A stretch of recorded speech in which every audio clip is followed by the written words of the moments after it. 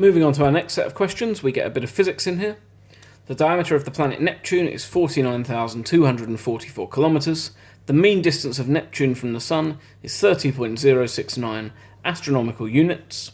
AU stands for astronomical unit. It's the mean distance of the Earth from the Sun. In other words, Neptune is just over 30 times further away from the Sun than Earth. You're given your conversion factor to kilometres. How many times greater is Neptune's mean distance from the Sun to Neptune's radius? Now, the first thing I would draw your attention to is radius and diameter. Give your answer in standard form to an appropriate degree of accuracy. So there's lots to do here. Firstly, many times greater is its mean distance from the Sun than its radius?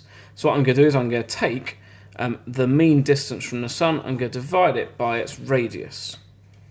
And so, to work out the mean distance from the Sun, I'm going to convert that into kilometres. So I have 30.069 astronomical units, and each astronomical unit is 149,597,871 kilometres.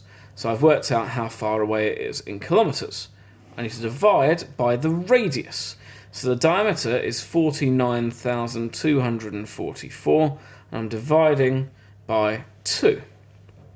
If I type that into my calculator, 30.069 multiplied by 149,597,871, all over, I've just added my bracket in there to make this a bit clearer to see on the screen, all over 49244 divided by 2, I get 182,692.6482 and so on.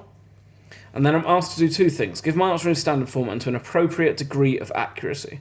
Well, firstly, the appropriate degree of accuracy, I notice this is 5SF and this is 5SF.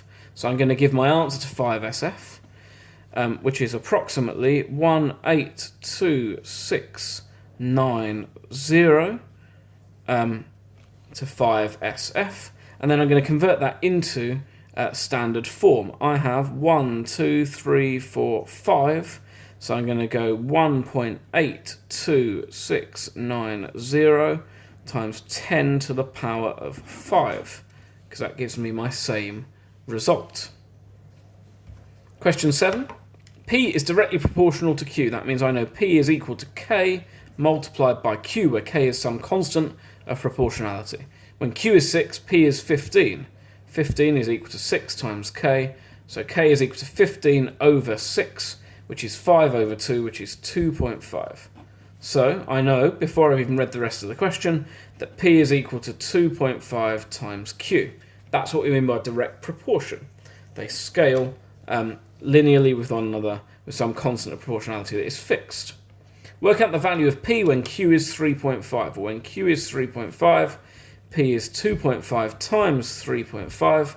I've got a calculator, so I don't need to bother working that out. And my answer is 8.75. 8.75.